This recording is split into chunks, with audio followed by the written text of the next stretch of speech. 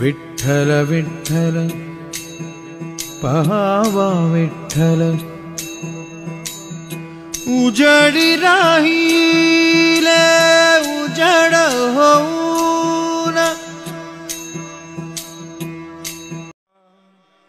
तेने विना जीवा सुख नोहे हेरती माईक दुःखाची जनती नाही अद्यंती अवसान अविनाश करी आपुली आईसे लावी मना पिसे गोविंदाचे हेरती माईक दुःखाची जनती नाही अद्यंती अवसान तुका म्हणे का मरणची सरे उत्तमची उरे कीर्ती मागे हेरती माईक दुःखाची जनती नाही अद्यंती अवसानी विठ्ठल विठ्ठल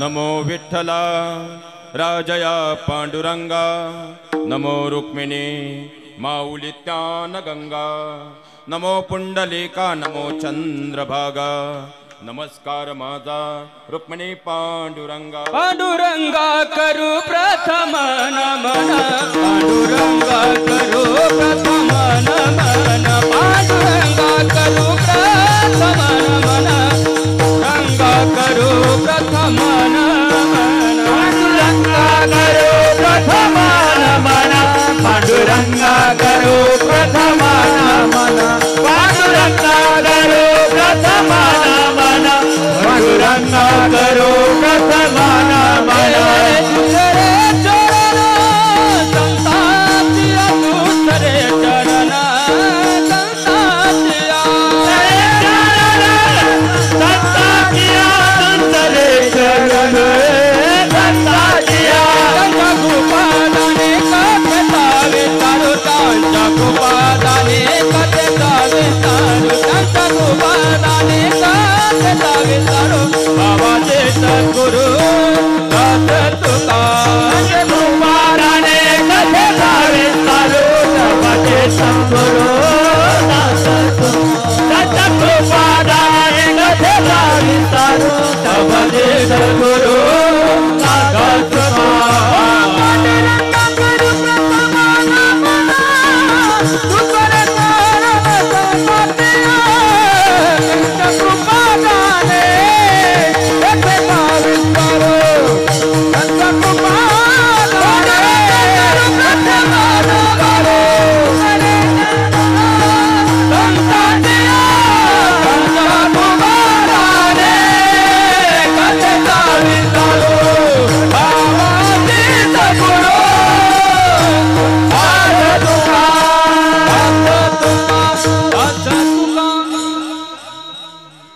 कैलास राणा शिवचंद्र मोळे पणींद्रमाथा मुकुटी झळाळे कारण्य सिंधू भवदुःखहारे तुझ विन शंभो मद कोण तारे दयांचे केल्या स्मरण होय सकळ विद्यांचे अधिकरण तेच बंधू श्री चरण श्री गुरूंचे ते नमस्कारो आता विठ्ठल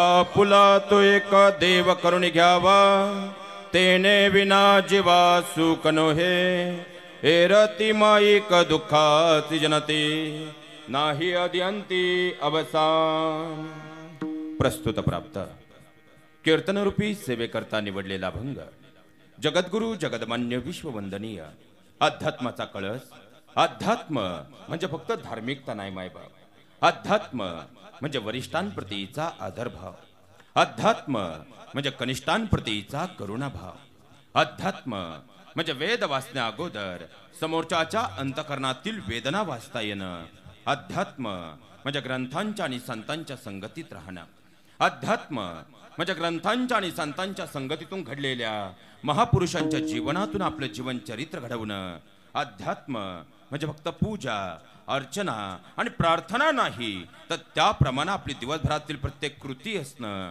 एकंदरीतच अध्यात्म म्हणजे सकाळी उठल्यापासून रात्री झोपेपर्यंत आपल्या हातातील प्रत्येक कार्य हे प्रामाणिक आणि पारदर्शक पद्धतीने करणं, अशी कलियुगातील मानवाला मोक्षाकडे जाणारी साधी सरळ आणि सोपी वैवाट निर्माण करून देण्यासाठी ज्याने गाथा या प्रकरणातून 5वा वेद निर्माण केला, तर जगद्गुरु तुकोबारायांचा 4 चरणांचा बहुतेकांच्या पाठातील अनेक वेळा आपल्यासमोर चिंतनाला आलेला अभंग माझ्या अल्पज्ञान आणि अल्पमतीनुसार चिंतन निरूपण सेवेकरता निवडलेला आहे. विठ्ठल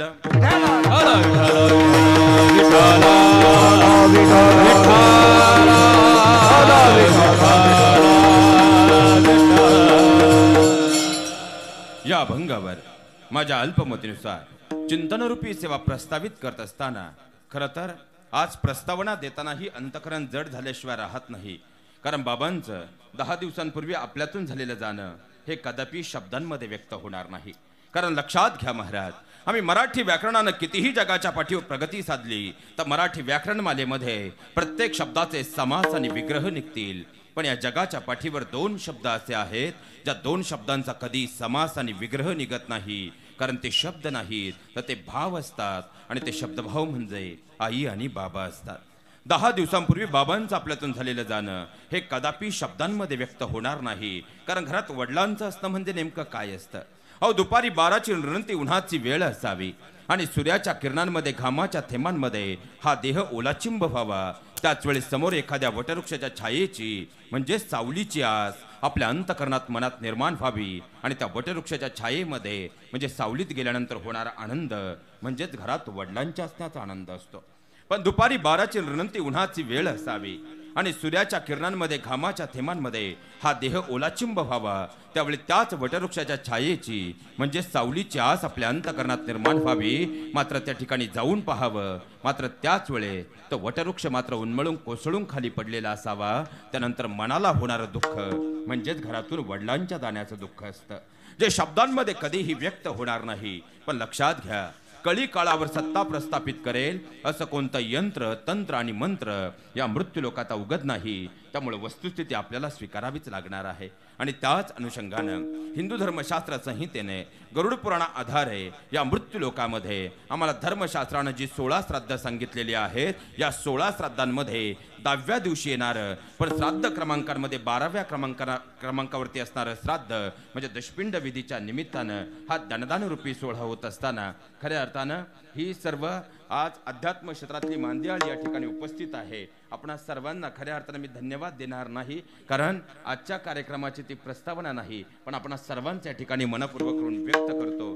आता बसलेल्या जाणकारांच्या मनामध्ये सुरुवातीलाच एक प्रश्न असाही निर्माण झाला असेल की महाराज, तुम्ही बोलताना आता असा उल्लेख केला की क्रमांक आधारे जर दिवस क्रमांक आधारे पाहिलं तर 10व्या दिवशी येणारे दशक्रिया विधी आणि त्याचं तुम्ही जर श्राद्ध आधारे पाहिलं तर 12व्या क्रमांकाचं श्राद्ध म्हणजे दशक्रिया विधी. मग नेमकी ही 16 श्राद्ध कोणती आहेत? आता विषय निघालाच आहे. तर अवघ्या सुरुवातीला 10च मिनिटामध्ये आपण पहिल्यांदा ही 16 श्राद्ध समजून घेऊयात. कारण हिंदू धर्मशास्त्र संहिता ग्रंथ नवनीसार आणि गरुड पुराणा आधारे जर आपण पाहिलं तर आपल्याला हिंदू धर्मशास्त्र असं सांगतं की या देहातील प्राण म्हणजे चेतना निघून गेल्यानंतर धर्मशास्त्रा आधारे पुढच्या 3.5 तासापर्यंत या देहाला अग्निडाग देता येत नाही. मग महाराज, याचं काही धर्मशास्त्रीय धर्मसंमत कारण आहे का? नक्कीच आहे. काय कारण आहे? तर हिंदू धर्मशास्त्र आम्हाला असं सांगतं की या मृत्यू लोकापासून स्वर्गापर्यंत जे अंतर आहे ते किलोमीटर या मापकामध्ये हिंदू धर्मशास्त्रानं आम्हाला 99 लाख किलोमीटरचं सांगण्यात आलेलं आहे. आणि स्वर्गातून आलेल्या यमदूतांना या देहातील प्राण म्हणजे चेतना या मृत्यू लोकापासून 99 लाख किलोमीटर दूर असणाऱ्या स्वर्गापर्यंत घेऊन जाण्याचा जो कालखंड आहे तोही खऱ्या अर्थानं गरुड पुराणा आधारे आम्हाला 4 घटिकांचा सांगण्यात आलेला आहे. आता घटिका हे प्रकरण जर आपल्याला समजून घ्यायचं असेल तर पहिल्यांदा आपल्याला गणितशास्त्राचा अभ्यास करावा लागेल.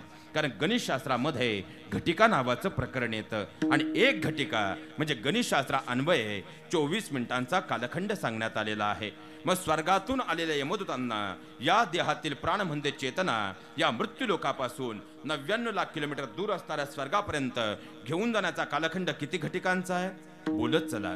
4 घटिकांचा आणि 1 घटिका म्हणजे 24 मिनिटांचा कालखंड म्हणजे 24 गुणिले 4 किती झाले 96 मिनिट. आणि आमचं गरुड पंच 6व्या स्कंदाधारे धर्मशास्त्र आम्हाला असं सांगतं की तीच चेतना पुन्हा पुढच्या देहाकडे परावर्तित होण्याचा जो कालखंड आहे तो ही धर्मशास्त्रानं आम्हाला 4 घटिकांचा सांगितलेला आहे. म्हणजे 96 अधिक 96 किती झाले 192 मिनिट. म्हणजे घटिका यंत्रानुसार 3.25 तासांचा कालखंड या देहातील चेतना स्वर्गापर्यंत पोहोचण्यात म्हणजे आदान होण्यात आणि पुन्हा त्याचं पुढच्या देहाकडे परावर्तित होण्यासाठी लागतो. म्हणून हिंदू धर्मशास्त्र असं सांगतं की या देहातील प्राण गेल्यानंतर 3.5 तासापर्यंत या देहाला अग्निडाग देता येत नाही. मग महाराज आता विषय निघालाच आहे तर आपण तो पूर्णत्वाने समजून घेऊयात.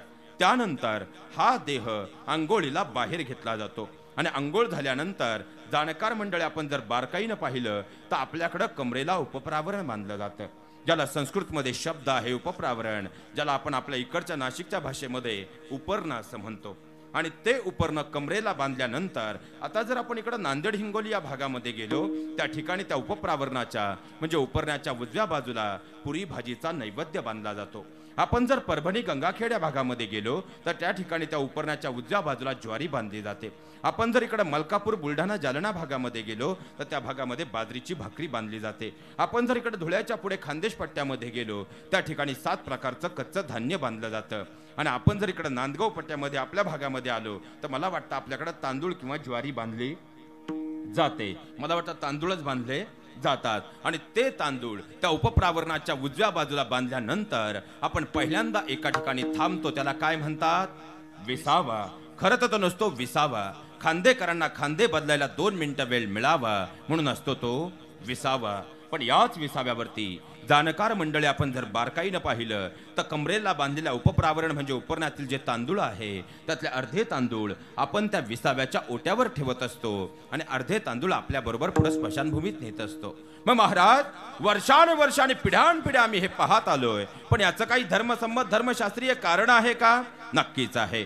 काय कारण आहे तर खऱ्या अर्थाने हिंदू धर्मशास्त्र असं सांगतं की 84 लक्ष योनीमधून या मृत्यू लोकामध्ये हा देह प्राप्त झाल्यानंतर या देहाला या मृत्यू लोकामध्ये 2 अन्वये आपलं जीवन जगावं लागतं. एक म्हणजे प्रापंचिक जीवन आहे आणि दुसरं म्हणजे परमार्थिक जीवन आहे. मग या मृत्यू लोकामध्ये प्रापंचिक जीवनात आम्ही जे काही कमवलंय ते आम्ही आमच्या सोबत वर नेऊ शकत नाही. आम्ही या मृत्यू लोकामध्ये प्रापंचिक जीवनात जे काही कमवलंय ते आम्ही आमच्या मागच्या पिढ्यांना म्हणजे विसाव्याच्या ओट्याच्या मागे ठेवत असतो. आणि पारमार्थिक क्षेत्रात या मृत्यू लोकात जे काही आम्ही कमवलंय ते पुण्य राशी गाठोडं घेऊन आम्ही आमच्या सोबत पुढे नेत असतो. आणि तांदूळ हे त्याचेच प्रतीक आहे. म्हणून आमचा प्रपंच आम्ही जाताना विसाव्याच्या ओट्याच्या मागे ठेवत असतो. आणि खऱ्या अर्थानं आमचा परमार्थ जो आहे तो आम्ही आमच्या सोबत पुण्य राशी म्हणून नेत असतो. म्हणून खऱ्या अर्थानं अर्धे तांदूळ त्या विसाव्याच्या ओट्यावर ठेवले जातात. पण फक्त ही प्रथा नाही तर हिंदू धर्मशास्त्रा आधारे या मृत्यू लोकामध्ये या देहातील प्राण गेल्यानंतर जे पहिलं श्राद्ध असतं ते या विसाव्याच्या ओट्यावर तांदूळ स्वरूपातून होत असतं, ज्याला धर्मशास्त्रामध्ये शब्द आहे अमान्य श्राद्ध. आता अमान्य या शब्दाचा आपण मराठी भाषेतून विग्रह केला तर आम म्हणजे कच्च आणि अन्न म्हणजे धान्य. मग कच्च्या धान्या आधारे या मृत्यू लोकामध्ये या देहाचं जे पहिलं श्राद्ध होतं ते विसाव्याच्या ओट्यावर होत असतं, ज्याला धर्मसंमत शब्द आहे अमान्य श्राद्ध.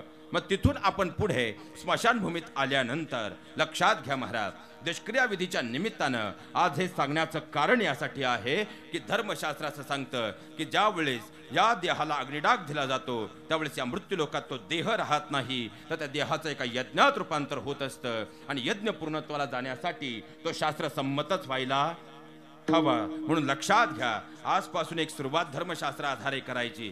जर वडिलांचा देह असेल तर ज्या ठिकाणी काष्ट म्हणजे लाकडांचं रचन करायचं आहे त्या जागेवर पहिल्यांदा कुंकवाचं स्वस्तिक काढलं पाहिजे. आणि जर आईचा देह असेल तर ज्या ठिकाणी काष्ट म्हणजे लाकडांचं रचन करायचं आहे त्या जागेवर पहिल्यांदा हळदीचं स्वस्तिक काढलं पाहिजे. कारण स्वस्तिक काढल्याशिवाय आपलं धर्मशास्त्र कोणत्याही यज्ञाला अनुमती देत नाही. म्हणून लक्षात ठेवा, जर वडिलांचा देह असेल तर कुंकवाचं आणि आईचा देह असेल तर हळदीचं स्वस्तिक काढलं पाहिजे.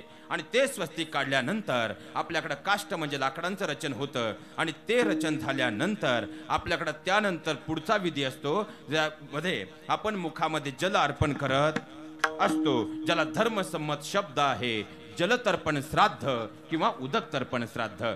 पण त्या ठिकाणी जाणकार मंडळी, आज माझा एक प्रश्न आहे, त्या ठिकाणी जल अर्पण करण्यासाठी हंडा चालतो का? त्या ठिकाणी कळशी चालते का?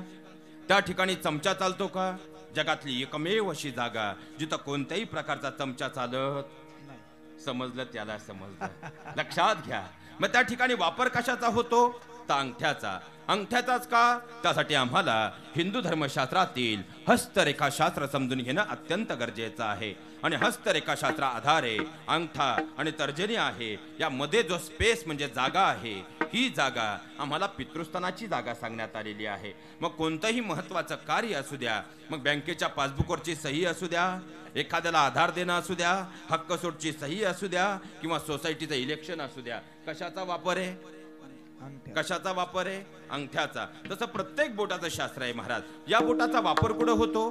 दूरची व्यक्ती दर्शवण्यासाठी आपण या बोटाचा वापर करतो. आता या सगळ्या बोटांमध्ये पाहिलं तर दादा हे सगळ्यात मोठं बोट आहे. आणि आपल्या आजूबाजूला जर आपण बारकाईनं पाहिलं तर मोठी लोक नेहमी घासली जातात. हेही दात घासायला उपयोगी पडत होतं. कोलगेट ब्रश आल्यावर त्यांना राजीनामा दिला. या बोटाला अनामिका असं म्हणतात. अनामिका या शब्दाचा अर्थ होतो ज्याला कुठलंही नाव नाही. आणि या बोटाचा वापर कुठं होतो? गंध लावण्यासाठी. आता महाराज तुम्ही कितीही प्रयत्न करा, पण या बोटाचा दुसरीकडे कुठेही वापर होऊ शकेल का? याचा वापर कुठेच होऊ शकत नाही. म्हणून शेवटी याचा वापर कुठे ठरलेला आहे? गंध लावण्यासाठी. कारण बाबा पूर्वंपार काळापासून आपल्याकडे एक पद्धत चालत आली, जी नोट कुठंच चालत नाही, ते एक तर मंदिराच्या दानपेटीत नाही तर महाराजांच्या पाकिटात चालते. राहिली शेवटी करंगळी. करंगळीचा वापर कुठं होतो? त्यासाठी आम्हाला हिंदू धर्मशास्त्रातील विवाह संस्कार समजून घेणं अत्यंत गरजेचं आहे. आणि विवाह संस्कारामध्ये महिला मंडळ आपल्याकडे जी सप्तपदी होते, ही सप्तपदी घेत असताना हात पकडला जातो की करंगळी पकडली जाते? करंगळी म्हणजे 7 जन्माचं परक नातं जोडते, तिला करंगळी असं म्हणतात. आणि 7 जन्माचं रक्ताचं नातं स्मशानामध्ये जल देऊन तोडतो, त्याला अंगठा असं म्हणतात. त्यानंतर ज्येष्ठ किंवा कनिष्ठ पुत्राच्या हातामध्ये 7 प्रकारच्या समिधा दिल्या जातात, ज्यामध्ये त्या 1.5 फुटाच्या प्रामुख्यानं आपल्याकडं असतात, ज्यामध्ये प्रामुख्यानं वड, पिंपळ, रुई, आंबा, बेल, पिलावन अशा किती प्रकारच्या समिधा आहेत? तर 7 प्रकारच्या समिधा ज्येष्ठ किंवा कनिष्ठ पुत्राच्या हातात दिल्या जातात. आणि 7 प्रदक्षिणा पूर्ण करताना त्या समिधा त्या चितयज्ञावरती अर्पण केल्या जातात. आता माझा पुन्हा तुम्हाला असा प्रश्न आहे, त्यामध्ये ज्या समिधा आहेत, मग वड, पिंपळ, रुई, आंबा, बेल, पिलावन या सगळ्या ज्या काही समिधा आहेत, या आपण रोजच्या घरात आपल्या जीवनात वापरतो का? या आपण आपल्या चुलीसाठी पाणी तापवायला वापरतो का? याचा वापर आजूबाजूला जर पाहिलं तर प्रामुख्यानं कुठे केला जातो? होम म्हणजे यज्ञात केला जातो. मग यज्ञात वापरली जाणारी समिधा इथं स्मशानभूमीत वापरण्याचं काही कारण आहे का? नक्कीच आहे. काय कारण आहे? याचं उत्तर आम्हाला गरुड पुराणात दिलंय. देहम दहती यज्ञम फलती. म्हणजे हा देह जळत असताना तो देह राहत नाही, तर त्या देहाचं एका यज्ञात रूपांतर होत असतं. आणि तो यज्ञ पूर्णत्वाला जाण्यासाठी या समिधा त्या यज्ञामध्ये अर्पण केल्या जातात. मग पुन्हा प्रश्न असा आहे, तुमच्यापैकी आजपर्यंत कुणी, मग तो खऱ्या अर्थानं वास्तुशांतीचा असू द्या, कळस रोहणाचा असू द्या, कोणत्याही यज्ञामध्ये तुमच्यापैकी कुणी रॉकेल आणि टायरचा वापर होताना पाहिले का? मग जर आम्ही स्मशानभूमीमध्ये रॉकेल आणि टायरचा वापर करणार असू तर या देहाचा यज्ञ पूर्णत्वाला जाईल का? म्हणून आजपासून आपल्या गावामध्ये रॉकेल आणि टायरचा वापर हा पूर्णतः बंद झाला पाहिजे. आणि हीच ग्रामस्थांतर्फे बाबांना खरी श्रद्धांजली असेल. विठ्ठल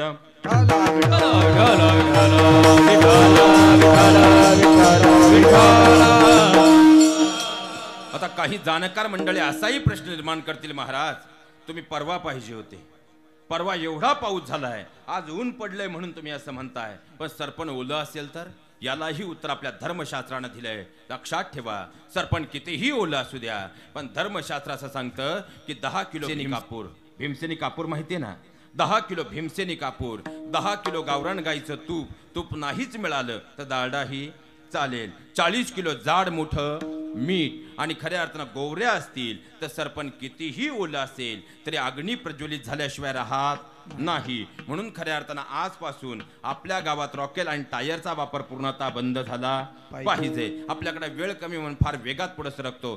त्यानंतर जो घट असतो तो घट ज्यानं फोडला जातो, मला वाटतं इकडच्या पट्ट्यामध्ये त्याला जीव खडा म्हणतात, पण त्याचा धर्मसंमत शब्द आहे तो म्हणजे आश्मा. आणि घट मागे सोडल्यानंतर मागे फिरून पाहिलं जात नाही, कारण त्या घटकाशाचं महत्काशात रूपांतर होत झाल्यानंतर आता खऱ्या अर्थानं तो आत्मा म्हणजे तो देह, खऱ्या देह तर जाणार आहे, पण आत्म्याचा पुढचा प्रवास ठरलेला. कारण उपजे ते नासे, नासिले ते पुनरूपी दिसे, हे घटिका यंत्र जैसे परिभ्रमेगा.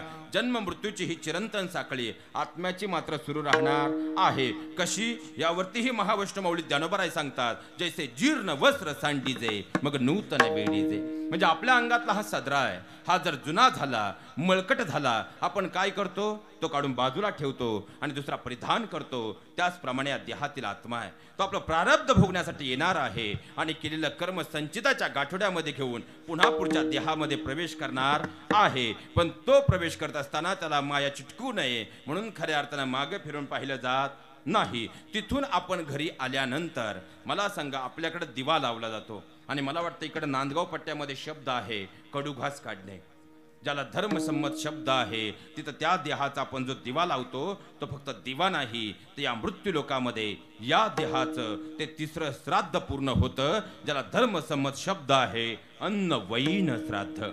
अन्नवैन श्राद्ध झालं की दुसऱ्या दिवशी असतं, त्याला म्हणतात ब्रह्मवैन श्राद्ध. तिसऱ्या दिवशी आपण ज्या हस्ती जमा करतो त्याला शास्त्रसंमत शब्द आहे हस्तसंचयीन श्राद्ध. त्यानंतर आपण नाशिकला त्र्यंबकेश्वरला जाऊन केश अर्पण करतो, तिथं श्राद्ध पूर्ण होतं, त्याला म्हणतात केश अर्पण श्राद्ध. त्यानंतर येतं ते नाभीपूर्वक श्राद्ध, त्यानंतर येतं ते हृदयपूर्वक श्राद्ध, त्यानंतर येतं ते प्रेमपूर्वक श्राद्ध.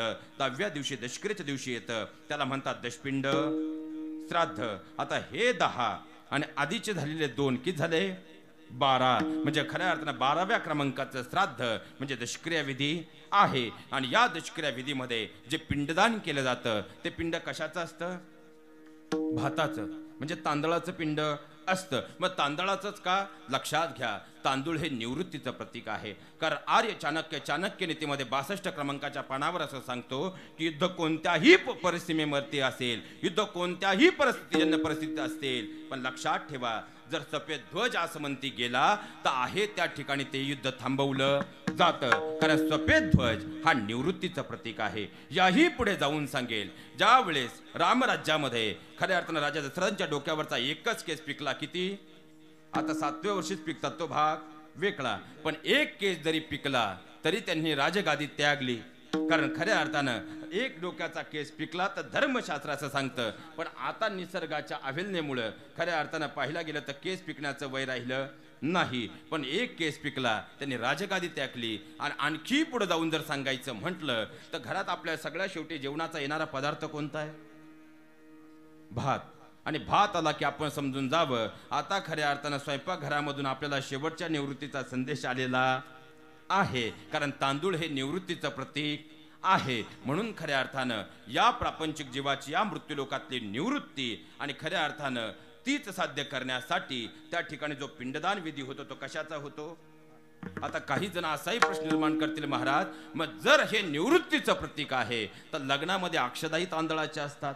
पण लक्षात घ्या, पहिल्यांदा ज्या वेळेस खऱ्या अर्थानं ज्या कन्या असते त्या कन्येकडून जे तांदूळ येतात ना महाराज, धर्मशास्त्र आधारे सांगतो, आता मला इकडली परिस्थिती माहीत नाही, पण ते सफेद असतात. पण त्यानंतर त्यावरती हळद आणि कुंकू टाकलं, आता रंग येतो हा भाग वेगळा, पण त्या ठिकाणी असं होतं हळदी आणि कुंकू. मग हळदी आणि कुंकामध्ये ते भरले जातात, म्हणजे खऱ्या अर्थानं मिक्स केले जातात आणि त्यानंतर अक्षदा म्हणून त्याचा वापर होतो. मग तांदूळच का? तर माहेरची निवृत्ती हे खऱ्या अर्थानं त्या तांदळाचं प्रतीक आहे. आणि मग खऱ्या अर्थानं हळदी आणि कुंकू का? तर आता सासरमध्ये खऱ्या अर्थानं ती जे आनंद घेऊन जाणार आहे, पण तो घेऊन जात असताना माहेरची निवृत्ती करण्यासाठी त्या ठिकाणी शेवटी टाकल्या जाणाऱ्या अक्षदा ज्या आहेत त्या कशाच्या आहेत? तांदळाच्या आहेत. आणि ती निवृत्ती घडत नाही म्हणून आज महाराष्ट्रात 60% घटस्फोटही वाढतायत. शोकांती काय विठ्ठल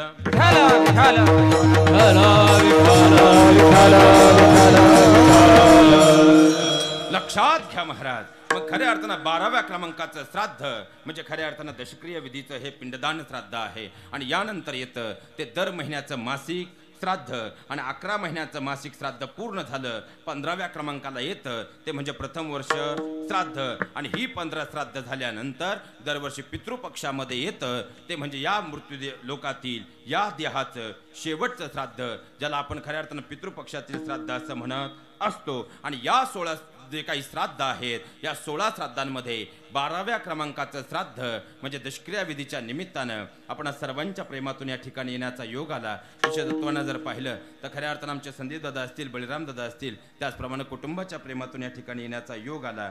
आणि कारण बाबांचं आपल्यातून झालेलं जाणं हे शब्दांमध्ये व्यक्त होणार नाही, पण मी पुन्हा एकदा ते सांगेल की कळी काळावर सत्ता प्रस्थापित करेल असं कोणतं यंत्र तंत्र आणि मंत्र या मृत्यू लोकात अवगत नाही. त्यामुळे वस्तुस्थिती आपल्याला स्वीकारावीच लागणार आहे.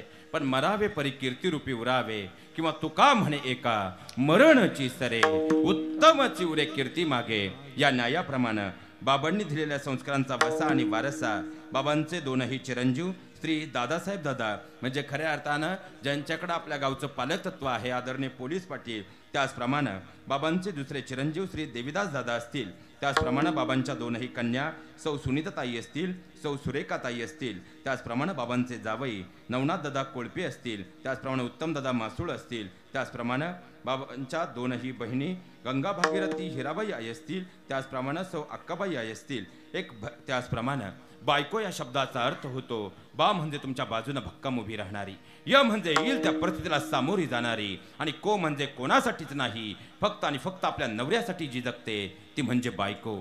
तर नवरा या शब्दाचा अर्थ आहे न म्हणजे नवऱ्याआधी मित्रत्वाच्या नात्यानं समजून घेणारा, व म्हणजे विश्वासाची मूर्तिमंत मूर्ती असणारा, आणि राम म्हणजे श्रमांसारखा एकनिष्ठ असणारा. असे नवरा बायको ज्या घरात असतात त्यांनी स्वर्गात जाण्याची गरज पडत नाही, कारण ती घरच स्वर्ग असतात. आणि असं ज्यांचा घर खऱ्या अर्थानं स्वर्गमय केलं त्या बाबांच्या पत्नी श्रीमती साखराबाई सकाहरी नाईकवाडे खऱ्या अर्थानं आईंना झालेलं दुःख असेल, चिरंजीव असतील, कन्या असतील, समस्त परिवार असेल, झालेलं दुःख हे शब्दांमध्ये व्यक्त होणार नाही. पण कळी काळावर सत्ता या मृत्यूलोकात कोणी स्थापन करू शकत नाही. वस्तुस्थिती आपल्याला स्वीकारावीच लागणार आहे. आणि त्याच अनुषंगानं देशक्रिया विधीच्या निमित्तानं ज्ञानदान रूपी सेवेमध्ये ज्यांच्यामुळं खऱ्या अर्थानं सरस्वती मातेचं या ठिकाणी आगमन झालं ती महाराष्ट्रातली सगळी कोहिनूर रत्न ज्यांचा प्रगल्भाचा आशीर्वाद म्हणजे खऱ्या अर्थानं बाबांचं नाव घेणारं बापू आले. अत्यंत गोड असं व्यक्तिमत्व खऱ्या अर्थानं या मातीला ज्यांच्या आध्यात्मिक विचारांचा गंध मिळाला म्हणून अध्यात्माचा वटवृक्ष आज खानदेशामध्ये नाही तर आज संबंध महाराष्ट्रामध्ये जर पाहायला गेलं तर आज अध्यात्माची सावली देत आहे. श्री वैराग्यमूर्ती खानदेश रत्न ज्यांच्या चरणाला स्पर्श करून नामोल्लेख करतो तुकाराम बाबा जेऊरकर, त्याचप्रमाणे खऱ्या अर्थानं श्री नारायण महाराज पंढरपूरकर, श्री माधवदादा महाराज पैठणकर, श्री आमचे बापू महाराज जेऊरकर, त्याचप्रमाणे आदरणीय श्री अशोक महाराज दहेगाव, त्याचप्रमाणे तंकू महाराज नंदू महाराज खांदगाव, त्याचप्रमाणे आदरणीय राजू महाराज खांदगाव, सुरेश महाराज आदरणीय खांदगाव, त्याचप्रमाणे आदरणीय अळित महाराज मृदुंगाचार्य ललित महाराज आहे, कारण बाबा आपली ही तिसरी भेट आहे. त्याचप्रमाणे श्री आमचे माधव महाराज आहेत, त्याचप्रमाणे आदरणीय गुरुवर्य वसंत महाराज, त्याचप्रमाणे आदरणीय गुरुवर्य विजूबाबा गाथामूर्ती म्हणजे खऱ्या अर्थानं साक्षात तुकोबाराय ज्यांना प्रसन्न आहेत, त्याचप्रमाणे श्री म्हातार बाबा आदरणीय गुरुवर्य म्हणजे माऊली, त्याचप्रमाणे जगाच्या पाठीवर आध्यात्मिक विचारांचा वसा आणि वारसा पोहोचवण्याचं काम करणारे आमचे ऋषिकेश दादा असतील. आपण सर्वांचे या ठिकाणी आपल्या चरणावरती दंडवत अर्पित करून या ठिकाणी ऋण व्यक्त करतो. त्याचप्रमाणे ज्यांच्यामुळे वारकरी संप्रदायाचे मूळ गाभा भक्कम आहे असं म्हटलं तर वावगं ठरणार नाही. ते आदरणीय आमचे सगळे टाळ महर्षी आपण सर्वांच्या चरणावर या ठिकाणी दंडवत अर्पित करतो. त्याचप्रमाणे आपण सगळे 2 तास या ठिकाणी असू, पण जाताना पुण्याची पिशवी ज्यांची अधिकची भरली जाणार आहे ते आदरणीय आमचे विनेकरी बाबा, त्याचप्रमाणे खऱ्या अर्थानं समस्त ग्रामस्थ त्या यांच्या अत्यंत गोड अशी सिस्टम आहे. दादा आपलेही मनपूर्वक ऋण व्यक्त करतो आणि माझ्या चिंतन रूपी सेवेकडे प्रस्थान करतो. विठ्ठल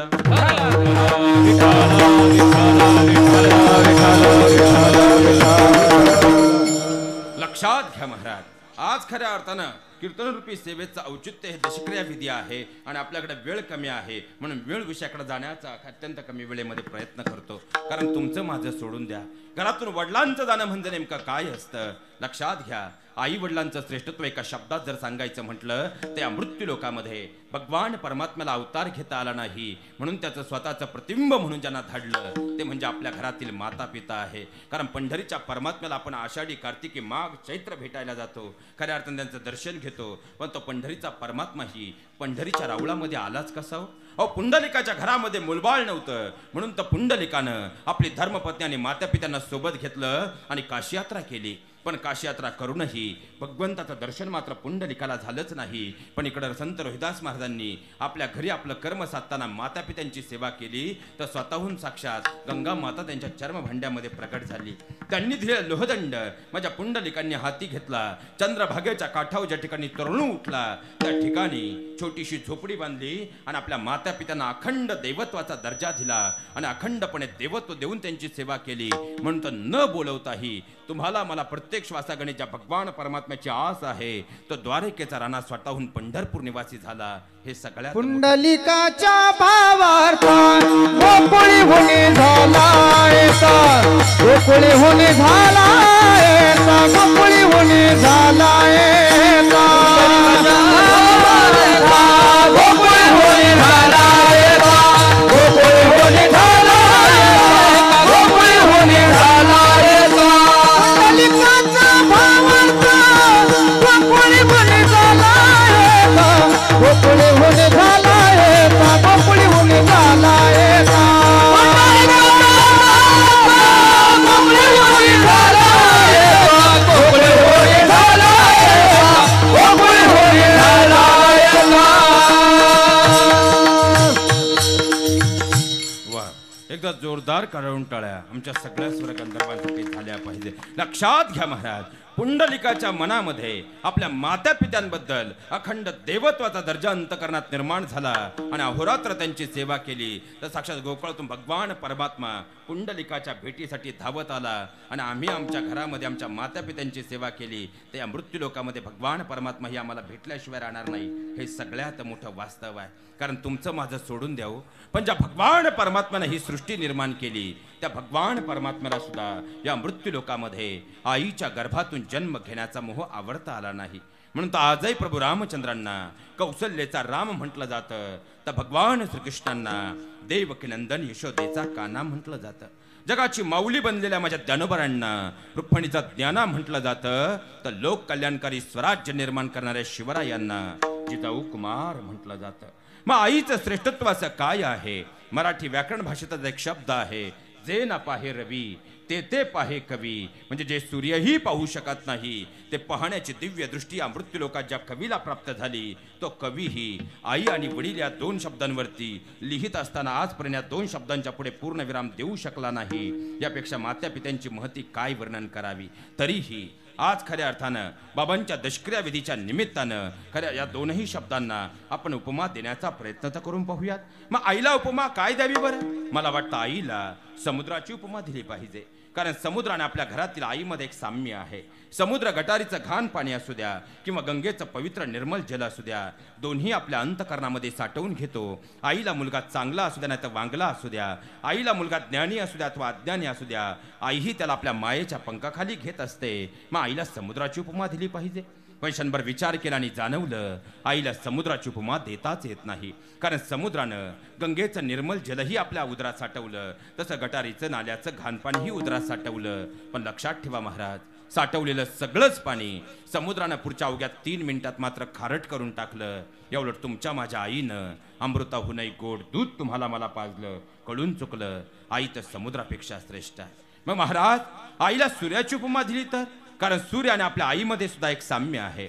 जगात जेव्हा अंधकार दाटलेला असतो तेव्हा जगाला प्रकाशमान करण्याचं काम सूर्य करत असतो. आणि तुमच्या माझ्या जीवनामध्ये ज्यांनी ज्ञानाचा प्रकाश दिलाय ते म्हणजे आपले आई वडील आहेत. मग आपण त्यांना खऱ्या अर्थानं सूर्याची उपमा दिली पाहिजे. पैशांवर विचार केला आणि जाणवलं आता सकाळची वेळ आहे म्हणून ठीक आहे, पण 12 वाजच्या सुमारास सूर्य मध्यानावर आल्यावर एवढा तापतो की आपण सावलीच्या अपेक्षेने मांडवात नाही तर घरात धाव घेतो. आपली आई तर घरात 70 वर्षाची झाली आहे, कारण आपल्या लेकरांवर आजपर्यंत कधी तापलीच नाही. कळून चुकलं, आई तर खऱ्या अर्थानं सूर्यापेक्षा श्रेष्ठ आहे. मग महाराज, आईला ही उपमा देताच येणार नाही का? हो महाराज, आईला उपमा देताच येणार नाही. कारण उपमा या शब्दात मा शब्द आहे. जिच्याशिवाय जीवात्मा पूर्ण होऊ शकत नाही, जिच्याशिवाय महात्मा पूर्ण होऊ शकत नाही, नव्हे नव्हे जिच्याशिवाय परमात्मा सुद्धा पूर्ण होऊ शकत नाही, ती म्हणजे आपली आई आहे. म्हणून त्या संतांनी भगवंत असम आणि खुद्द भगवान परमात्म्यानं स्वतःपेक्षा श्रेष्ठ दर्जा आपल्या मातापित्यांना बहाल केला. म्हणून तर महावैष्णवमाऊली ज्ञानोबराय सांगतात, सकल तीर्थाचे धुरे जे का माता पितरे तया सेवेशी कीर्षरे लोन कीजे. तर माझे तुकोबराय सांगतात, माय बाप केवळ काशी ते नेन जावे तीर्थासी. म्हणजे संतांनी भगवंत असम श्रेष्ठ दर्जा आपल्या मातापित्यांना बहाल केलाय. नव्हे नव्हे तर ज्यावेळी गणरायांना ब्रह्मांडाला प्रदक्षिणा पूर्ण करायची होती, तेव्हा गणरायांनी ब्रह्मांडाला प्रदक्षिणा पूर्ण न करता आपल्या मातापित्यांभोवती प्रदक्षिणा पूर्ण केली आणि सकळ ब्रह्मांडाला संदेश दिला, या सृष्टीमध्ये विश्वामध्ये पूर्ण ब्रह्म जर कोण असेल ते म्हणजे आपले माता पिता आहेत. तू म्हणे माय बापे, तू म्हणे माय बापे, तू म्हणे माय बापे, तू म्हणे माय बापे,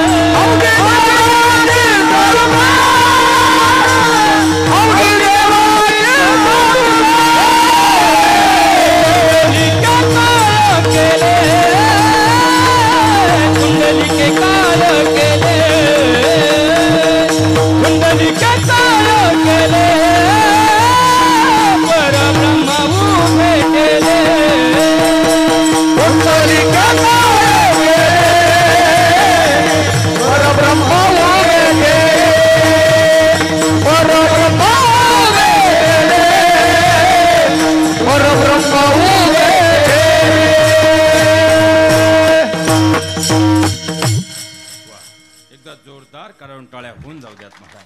लक्षात घ्या महाराज, खऱ्या अर्थानं म्हणजे जग अध्यात्माचे कळस गुरु तुकोबराय सुद्धा सांगतात, तू का म्हणे माय बापे अवघी देवाची स्वरूपे. म्हणजे संतांनी भगवंत असम आणि खुद्द भगवान परमात्म्यानंही स्वतःपेक्षा श्रेष्ठ दर्जा या मृत्यू लोकात आपल्या मातापित्यांना बहाल केलाय. पण खऱ्या अर्थानं वेळ फार कमी आहे म्हणून वेगानं पुढे सरकतो.